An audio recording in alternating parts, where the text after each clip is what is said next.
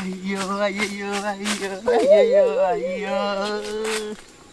ఏమైనా కుమారు 300 కొడతా అంటిరి, ఢిల్లీపై గెలిచి అందరి నోళ్ళు మూయిస్తా అంటిరి. అరే ఈ సీజన్లో మొత్తం ఆల్ అవుట్ అయ్యారా మీరు? మీకు 200 దిక్కులేదు, 300 కొడతారా ఇంకా? అయితే అయితే ఓడిపోతున్నావు అని సైలెంట్గా ఉంటున్నా. అయితే నువ్వెందుకు వచ్చినావు? నవ్వినట్టు వేండు. ఇక ఓడిపోయినా అని గౌడు కళ్ళు చెప్పుంచిన పోయి తాగద్దాంపా. నవీను సామేన్ రా, అందుకే కళ్ళు తాగుతలేం. తర్వాత యుద్ధం కానీ ఢిల్లీలో 16 ఓవర్లకే విన్ చేసిరు గారా.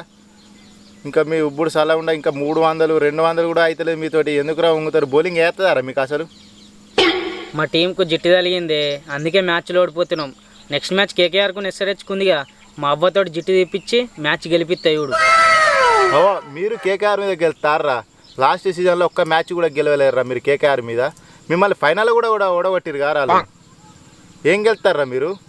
బావా అది లాస్ట్ సీజన్, ఈ సీజన్ అట్లుండదు. గాయపడిన సింహం నుంచి వచ్చే శ్వాస గర్జన కన్నా భయంకరంగా ఉంటుంది.